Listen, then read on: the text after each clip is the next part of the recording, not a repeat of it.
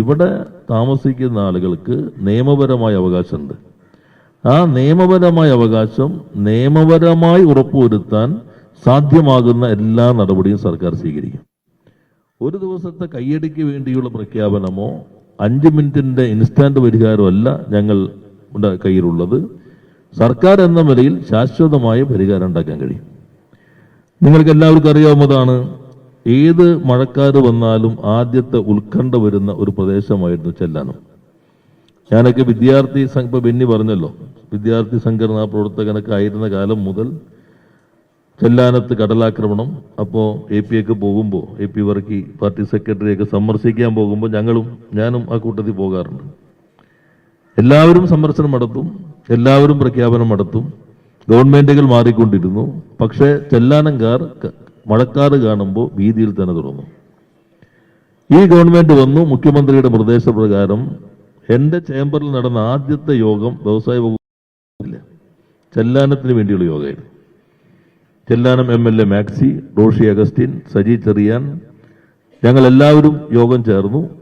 Doctor Abraham പങ്കെടുത്തു. അങ്ങനെയാണ് ടെട്രോപാഡ് വെച്ചിട്ടുള്ള 345 ഒന്നാം ഘട്ടം പൂർത്തീകരിച്ചു. ഇപ്പോൾ ശാശ്വതമായി പരിഹാരം ആ ഭാഗത്തുണ്ടാക്കി.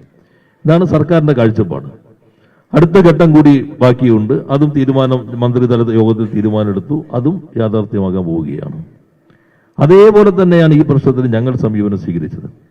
റവന്യൂ മന്ത്രി ഞാനും അതുപോലെ തന്നെ MLAയും പല ഘട്ടത്തിൽ ഇതെങ്ങനെ പരിഹാരം ഉണ്ടാക്കാൻ കഴിയും എന്ന് ചർച്ച നടത്തിയിട്ടുണ്ട്. ഹൈക്കോടതിയുടെ ഈ ഉത്തരവ് നിൽക്കുന്ന സാഹചര്യത്തിൽ എങ്ങനെ പരിഹരിക്കാം, അതിനുവേണ്ടി പല വിധികൾ നിൽക്കുന്നുണ്ട്.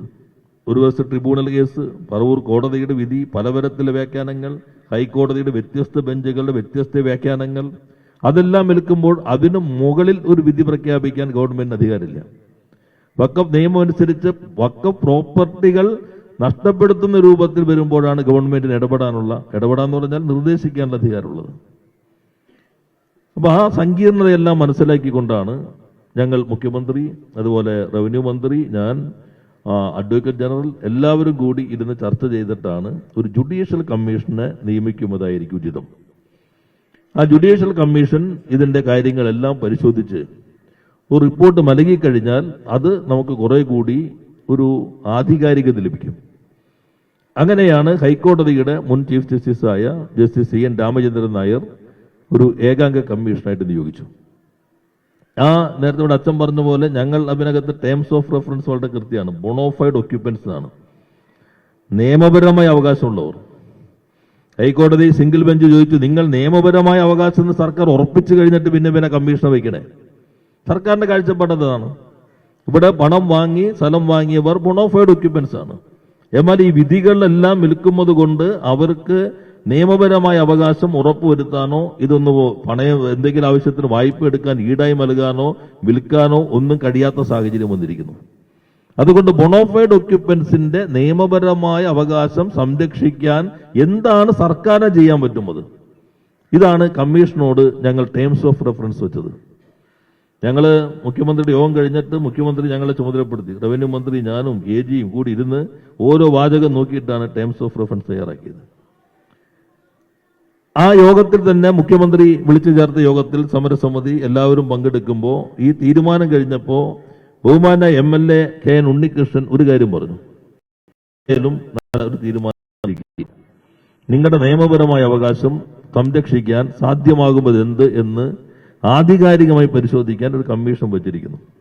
അതുകൊണ്ട് സമരം പിൻവലിക്കുന്നതല്ലേ ഉചിതം എന്നൊരു അഭിപ്രായം ആ യോഗത്തിൽ ഉണ്ണികൃഷ്ണൻ മുന്നോട്ട് വയ്ക്കുകയുണ്ടായി. അപ്പോൾ മുഖ്യമന്ത്രി പറഞ്ഞു, MLA അഭിപ്രായം ഇവിടെ വച്ചിട്ടുണ്ട്, പക്ഷെ സമരസമിതിയുടെ തീരുമാനമാണ്. സർക്കാർ നിങ്ങളോട് പിൻവലിക്കണമെന്നോ പിൻവലിക്കേണ്ടെന്നോ പറയുമില്ല. സർക്കാരിന്റെ നിലപാട് വ്യക്തമാണ്. നിങ്ങൾ ആരും അവിടെ നിന്ന് ഇറക്കാനും ഞങ്ങൾ സമ്മതിക്കില്ല, നിങ്ങളുടെ നിയമപരമായ അവകാശം സംരക്ഷിക്കുകയും ചെയ്യും.